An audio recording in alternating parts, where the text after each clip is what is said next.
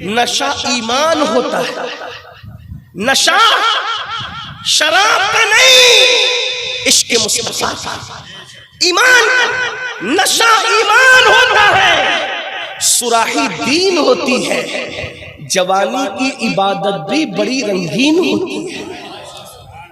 اصل عبادت کا مزہ جوانی میں آتا ہے، ورنہ آدمی جب بوڑھا ہو جائے پھر گھٹنے دکھ رہے ہیں، کمر دکھ رہی ہے، پھر دل ویسا نہیں لگتا عبادت میں۔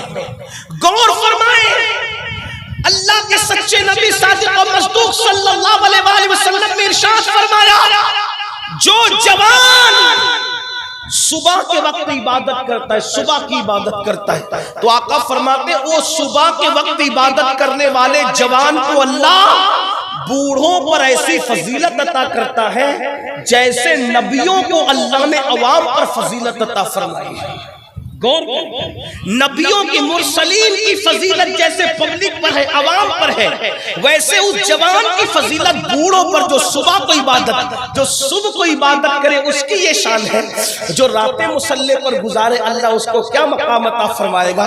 اور ایک اور حدیث سنیے، میرے آقا علیہ السلام ارشاد فرماتے ہیں، اللہ کے سچے رسول غیب داں نبی صلی اللہ علیہ وآلہ وسلم نے فرمایا، جو جوان جوانی میں حرام سے بچے، اب ذرا جملوں پہ غور کرنا، جو جوان جوانی میں حرام سے بچے اور فرائض اور واجبات پہ عمل کرے، اللہ اس جوان کو 70 صدیقوں کے برابر ثواب عطا فرماتا ہے، 70 صدیقوں کا ثواب عطا کرتا ہے، 70 صدیقوں کا اجر عطا کرتا ہے۔ لوگ ولی بننے کی بات کرتے ہیں، ولایت اپنی جگہ، لیکن ولایت سے بھی بڑا مرتبہ صدیقیت کا مرتبہ ہے، شہید سے بھی بڑا مرتبہ صدیقیت کا مرتبہ ہے۔ نبوت اور صدیقیت کے درمیان اور کوئی مرتبہ اور درجہ نہیں ہے، نبوت کے بعد سب سے بڑا مرتبہ صدیقیت کا مرتبہ ہے، اور ایک تو صدیق نہیں، جوانی میں جو حرام سے بچے اللہ اس سے 70 صدیقوں کا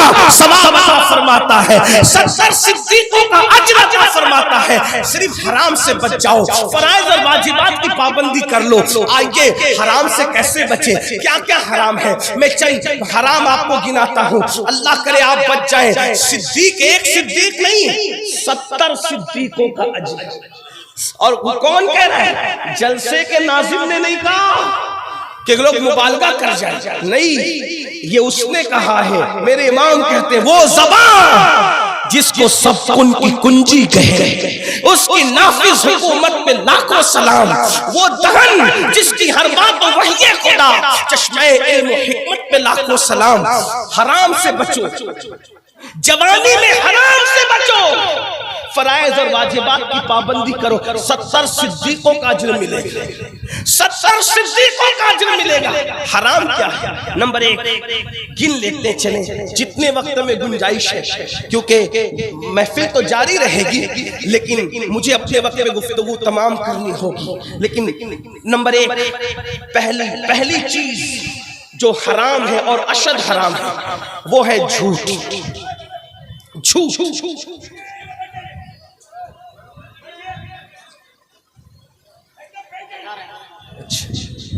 ایک بار درود شریف پڑھیں، بلند آواز سے درود شریف پڑھیں۔ رب صلی وسلم دائما ابدا علی حبیبک خیر الخلق کلہم۔ جلدی جلدی سے چلتے ہیں۔ جھوٹ آج ہمارے سماج میں، معاشرے میں جھوٹ کو حرام سمجھا ہی نہیں جاتا، جھوٹ فیشن۔ حالانکہ مذاق میں بھی جھوٹ بولنا حرام۔ اگر کوئی مذاق میں بھی جھوٹ بولے، جیسے مثال کے طور پر کہ کوئی یہ کہہ دے اپنے بچے کو، چھوٹے بچے کو 3-4، میں تمہیں سنڈے کے دن پارک میں گھمانے لے جاؤں، ایسی کہتے اور نہیں لے گیا، جھوٹ بولا، حرام۔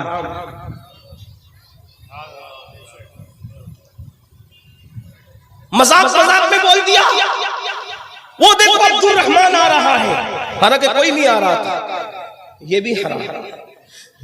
اندازہ فرمائے جس مذہب میں، اب ذرا توجہ سے غور سے، میرے بھائیوں ٹائم میرے پاس کم ہے، اگر آپ لوگ اسی طرح بات کرتے رہے تو میرا وقت، کوئی کچھ نہ کہے، کوئی میں عرض کر رہا ہوں کوئی کچھ نہ کہے، تھوڑی دیر سن لیں، بہت اچھے لوگ ہیں آپ، محبت والے لوگ، تھوڑی دیر سنیں، آدھے گھنٹے سے بھی کم میں گفتگو مکمل کر لوں گا، لیکن سن لیں، اس لیے کہ کبھی کبھی تو آپ لوگوں سے ملاقاتیں ہوتی، آپ لوگ بہت بڑے بڑے خطبہ کو بلاتے سنتے ہیں، میں کوئی خطیب نہیں، میں صرف اپنے دل کا درد آپ کے دلوں کے دروازے پہ انڈیلنا چاہتا ہوں، بس اور کوئی بات نہیں۔ جھوٹ مذاق میں بھی حرام، غور فرمائیں، جس مذہب میں مذاق میں بھی جھوٹ حرام ہو، آج وہ قوم مسجد کے اندر بیٹھ کر بھی جھوٹ بولتی ہے۔ سوچو، بلکہ اللہ کے رسول صلی اللہ علیہ وآلہ وسلم سے پوچھا گیا کہ یا رسول اللہ صلی اللہ علیہ وآلہ وسلم، کیا کوئی مومن فلاں گناہ کر سکتا ہے؟ فرمایا ہاں کر سکتا ہے۔ ایک بہت بڑے گناہ کا نام لیا، میں نہیں لوں گا، اس لیے نہیں لوں گا کہ لوگ آج اس کا بھی مس یوز کر سکتے ہیں، تو کوئی مومن فلاں گناہ کر سکتا ہے؟ حضور علیہ السلام میں ہاں کر سکتا ہے۔ کوئی مومن فلاں گناہ بھی کر سکتا ہے؟ ہاں کر سکتا ہے۔ پھر پوچھا یا رسول اللہ کیا مومن جھوٹ بھی بول سکتا ہے؟ آقا نے فرمایا نہیں، جو مومن ہوگا وہ جھوٹ نہیں بول سکتا۔ غور فرمائیں، کون؟ اس کا مطلب یہ ہے ہم لوگ قادری بن گئے، برکاتی بن گئے، رضوی بن گئے، اشرفی بن گئے، وارثی بن گئے، مداری بن گئے، ہم مومن کب بنے؟ کامل مومن کب بنے؟ بڑی معذرت کے ساتھ اگر پیر و مرشد نے ٹوپی دی ہے، ہم اس ٹوپی کی کتنی عزت کرتے ہیں، اور کرنا بھی چاہیے۔ پیر و مرشد نے امامہ دیا ہے، شجرہ دیا ہے، پیر و مرشد نے اپنا لباس دے دیا ہے، کتنی عزت کرتے ہیں، سنبھال کے رکھا ہے۔ کیا اس کو قبر میں لے جائیں گے؟ آپ سے پوچھتا ہوں، پیر کے دیے ہوئے تحفے کی قدر ہے؟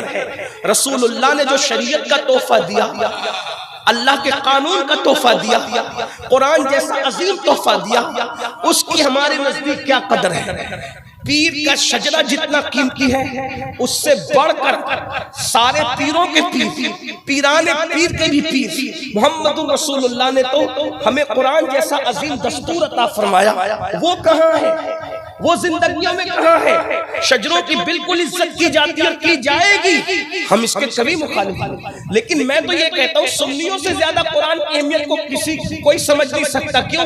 اس لیے کہ جو قوم پیر کے شجرے کو اتنا جان سے زیادہ عزیز سمجھتی ہو، وہ رسول اللہ کی دی ہوئی کتاب کو کتنا عزیز سمجھنا چاہیے۔ لیکن بڑی معذرت کے ساتھ ہم نے زور اور چیزوں پہ دیا، حقائق سے ہم کہیں نہ کہیں آنکھیں چرا رہے۔ اور سن لو، اپنے زمانے کے بڑے بڑے مفتیوں کے درمیان اگر میں غلطی کروں تو یہ میری اصلاح کریں گے، اور یہ صرف دارالعلوم والے درسدائی لوگ نہیں بلکہ خانقاہی لوگ بھی ہیں۔ سن لینا، اگر رسول اللہ کے دیے ہوئے قرآن کی قدر نہیں کرو گے تو پیر کا شجرہ قبر میں رکھنا کوئی تمہارے کام نہیں آ سکے گا۔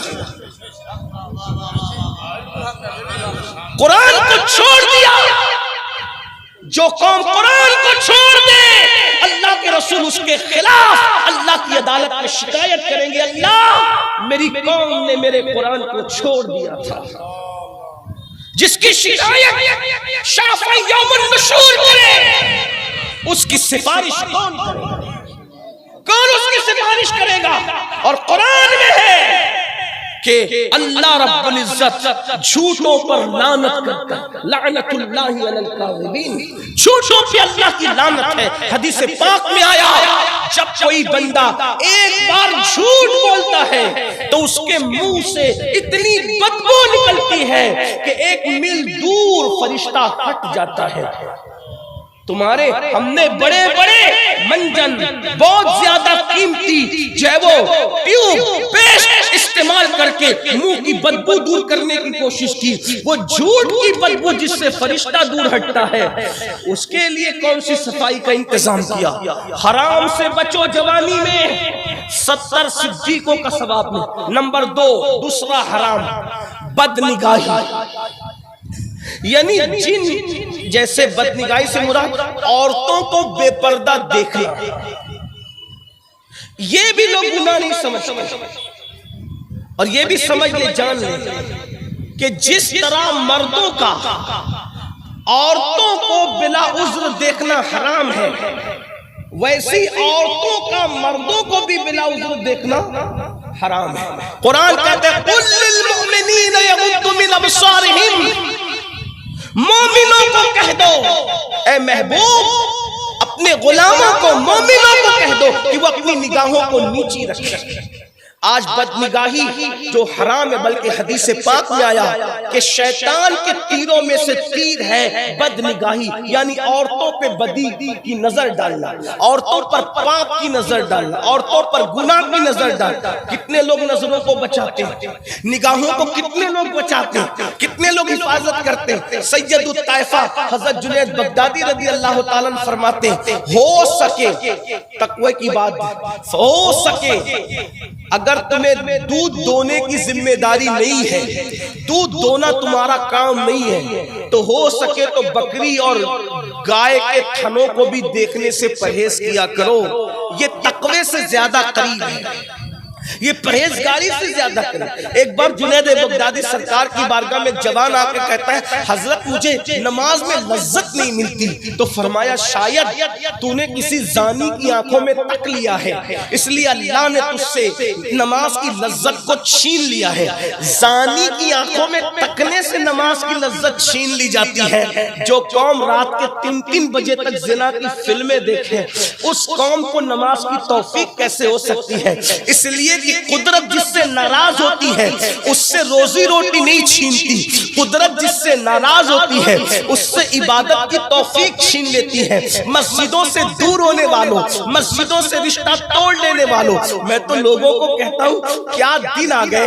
اقبال جیسے مفکر نے کہا تھا دی اذانیں کبھی یورپ کے کلیساؤں میں اور افریقہ کے تپتے ہوئے صحراؤں میں، دشت تو دشت ہے دریا بھی نہ چھوڑے ہم نے، بحر ظلمات میں دوڑا دیے گھوڑے ہم نے۔ میں پوچھنا چاہتا ہوں تم ہی تو تھے نا میرے جوانوں، تم نے یورپ کے کلیساؤں میں اذانیں پڑھی تھی، افریقہ کے صحراؤں میں اذانیں پڑھی تھی، تم ہی تھے۔ آپ سے پوچھتا ہوں آج تم یورپ کے کلیساؤں میں کیسے اذان پڑھو گے؟ جس کی حالت آج اتنی گر چکی، جو خود کے پیدا کیے ہوئے بچے کے کان میں اذان دینے کا علم نہیں رکھتا، وہ یورپ کے کلیساؤں میں کیسے اذان دے سکتا ہے؟ وہ افریقہ کے صحراؤں میں کیسے اذان دے سکتا ہے؟ کتنے حالات گر گئے، دین سے کتنے دور ہو گئے۔ آؤ سیدنا سلمان فارسی سرکار ارشاد فرماتے ہیں، حضرت سلمان فارسی کون ہے؟ اللہ اکبر، جن کے بارے میں میرے آقا نے ارشاد فرمایا کہ سلمان میری امت کے زاہدوں میں سے۔ کیسا زاہد؟ عراق کا گورنر بننے کے بعد بھی جس نے چھت کے نیچے کبھی سونا پسند نہیں کی، بغیر چھت ایک درخت کے نیچے عراق کا گورنر رہتا تھا، جس کا خود کا گھر نہیں تھا اسے سلمان فارسی کہتے ہیں، جس نے کبھی اپنا گھر نہیں بنایا اس کو سلمان فارسی کہتے ہیں۔ اللہ اکبر، وہ سلمان فارسی فرماتے ہیں، دیکھو نگاہ کی حفاظت کے بارے میں سرکار سلمان فارسی کا قول سن۔ سلمان فارسی فرماتے ہیں میں مارا جاؤں پھر زندہ کیا جاؤں، پھر مارا جاؤں پھر زندہ کیا جاؤں، پھر مارا جاؤں پھر زندہ کیا جاؤں۔ 3 بار مرنے کی تکلیف اٹھانا میرے لیے آسان ہے، لیکن 1 مرتبہ کسی کی شرمگاہ دیکھنا میرے لیے مشکل ہے۔ جملے پہ غور کریں، اندازہ کریں میری قوم کے جوانوں، جوانی میں اپنے آپ کو برباد مت کرو، ہلاک مت کرو، تباہ مت کرو، سوچو اور غور کرو۔ سلمان فارسی کہتے 3 مرتبہ موت کی تکلیف اٹھانا آسان اور 1 مرتبہ کسی کی شرمگاہ دیکھنا میرے لیے مشکل۔ کہا کیوں؟ کہا کہ 1 بار کسی کی شرمگاہ دیکھنے پر یا خود کی شرمگاہ دکھانے پر جو عذاب دیا جائے گا وہ عذاب 3 مرتبہ موت کی تکلیف سے بھی زیادہ سخت ہوگا۔ اس لیے میں مرنا تو پسند کرتا ہوں لیکن کسی کی شرمگاہ، کسی کے سطر کو دیکھنا پسند نہیں کرتا۔ یہ باتیں حیا کی وجہ سے کہنے کی ہمت بھی نہیں ہوتی، مگر کریں کیا؟ جیسا مریض ہے ویسی دوا تو دینی پڑے گی۔ وہ قوم سلمان فارسی جو یہ بات کہیں کہ 3 مرتبہ مرنے کی تکلیف اٹھانا گوارا ہے، مگر ایک بار کسی کے سطر دیکھنے پہ جو عذاب ہوگا اس کی تکلیف ہم برداشت نہیں کر سکتے۔ آج کیا ہو گیا؟ زنا کی فلمیں عام ہو رہی ہیں، اللہ اکبر، اور اسی کی وجہ سے زنا بھی عام ہو رہا ہے۔ میری قوم کے جوان 16 17 سال کی عمر میں وہ سب کچھ کر جا رہے ہیں، اللہ اکبر، جس کا تصور نہیں کیا جا سکتا، اللہ اکبر۔ یہی قوم کے جوان تھے، یہی مسلم جوانوں کی کیفیت تھی۔ اگر کوئی بندہ اپنی بیٹی کو عزت کی حفاظت چاہتا تو وہ کہتا چلو چل کر مسلمانوں کے محلے میں رہیں گے، اس لیے کہ مسلمان لوگ کسی کی بیٹی پر ہاتھ نہیں اٹھاتے، کسی کی بیٹی پہ آنکھ نہیں اٹھاتے، اللہ اکبر۔ یہ کردار تھا۔ اگر کوئی مسافر سفر کے لیے نکلتا تو اپنی بیٹی کو کسی مسلمان کے گھر رکھ کر کے جاتا کہ یہ مسلمان ہے، یہ کچھ اور تو کر سکتا ہے لیکن کسی کی بیٹی پر باپ کی آنکھ نہیں اٹھا سکتا۔ اور آج ہم بدنگاہی کا شکار ہیں، اللہ اکبر۔ سن لو، اگر بدنگاہی کا شکار ہو تو اللہ کے سچے رسول غیب کا نبی صلی اللہ علیہ وسلم نے ارشاد فرمایا، جو اپنی آنکھوں سے حرام کو دیکھے گا قیامت کے دن اس کی آنکھوں میں جہنم کی سلائیاں پھیری جائے گی، جہنم کی سلاخیں ڈالی جائے گی۔ آپ مجھے بتائیں، ایک اور گناہ حرام، کانوں میں ایئر فون لگا کر جو میرے جوان گانے سنتے ہیں، میوزک، گانے، موسیقی، وہ گانے جو زنا پر ابھارے، وہ گانے جو حرام پر ابھارے، وہ گانے جس میں کفریہ اور شرکیہ کلمات ہو۔ اللہ کے رسول صلی اللہ علیہ وآلہ وسلم ارشاد فرماتے ہیں کہ جن کانوں نے گانے سنے ہوں گے قیامت کے دن ان کانوں میں سیسا پگھلا کر کے ڈالا جائے۔ ان کا ہے ہمارے اندر طاقت، اللہ کے عذاب کو برداشت کرنے کی طاقت نہیں ہے تو بات سمیٹتے ہیں، سچی توبہ کا، اللہ کی طرف پلٹو۔ کیوں؟ اور جوانی میں ہی پلٹ جاؤ، جوانی ہی میں پلٹ جاؤ، کیونکہ اللہ کے رسول نے فرمایا جو جوانی میں توبہ کرتا ہے اللہ اس جوان کو اپنا محبوب بنا لیتا ہے۔ اگر اللہ کا محبوب بننا ہے جوانی ہی میں توبہ کر۔ اور جن لوگوں نے جوانی میں توبہ کی وہ کیا تھے، خدا نے کیا بنا دیا۔ اختتامیہ کے طور پہ اپنی بہنوں کی بھی توجہ چاہتا ہوں، اس لیے کہ بہنیں بھی، پہلے عورتیں گناہ کے معاملے میں اتنی آگے نہیں تھی، لیکن برا ہو سیریلوں کا، برا ہو فلموں کا، اس نے بھی عورتوں کو بہت مس گائیڈ کیا۔ آپ کے یہاں کی عورتیں ایسی نہیں ہیں، ہندوستان کی عورتیں ایسی نہیں ہیں، لیکن دنیا سے یہ بات ہمارے کانوں میں آ رہی ہے اور تقریر تو پوری دنیا ہی کے لوگ سنتے ہیں، الحمدللہ۔ اب تو ایسا ہے کہ سالی بہنوئی سے محفوظ نہیں، الا ماشاءاللہ، چچا زاد بہنیں چچا زاد بھائیوں سے محفوظ نہیں، بھاوج دیور سے محفوظ نہیں۔ یہ فلموں کی گندگی ہے، ہنسنے کی بات نہیں۔ ایک دور وہ تھا میرے بھائیوں کہ بھابھی کا چہرہ دیور پوری زندگی نہیں دیکھتے، اور بھابیاں دیوروں کے سامنے کبھی بے پردہ نہیں آتی۔ اور آج تو لوگ کہتے ہیں بھابھی دیور کا رشتہ تو ہنسی مذاق ہے، یہ کوئی اور مذہب میں ہو سکتا ہے، اسلام میں نہیں ہو سکتا۔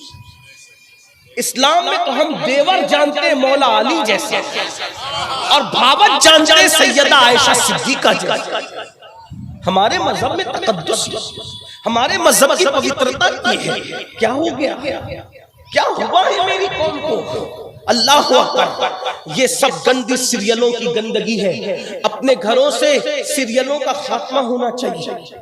بہت شوق سے آج قوم کی بچیاں پاکستانی سیریل دیکھتی، ہندوستانی سیریل دیکھتی، اور بچیاں بہت شوق سے کہتی ہندوستان اور پاکستان کے جو سیریل ہیں اس میں گھریلو داستان، کوئی گھریلو داستان نہیں ہے، اس میں افیئر سکھایا جا رہا ہے، देवर भावच की गंदगी के ताल्लुकात सिखाए जाए, साली और बहनोई को गंदगी की ट्रेनिंग दी जा रही है। ये सारी चीजों पर आपकी नजर होनी चाहिए। अपने घरों में इस्लामी माहौल बनाओ, अपने घरों में इस्लामी कल्चर को रिवाज दो, अपने घरों में तकवा परहेजगारी के माहौल को रिवाज दो।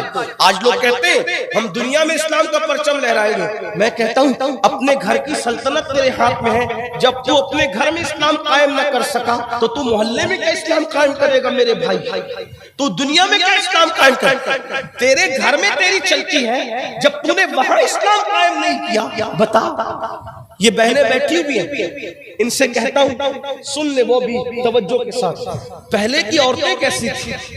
मर जाना गवारा था, किसी मर्द के सामने आना गवारा नहीं था। हजरत राबिया बसरी नाम सुना होगा।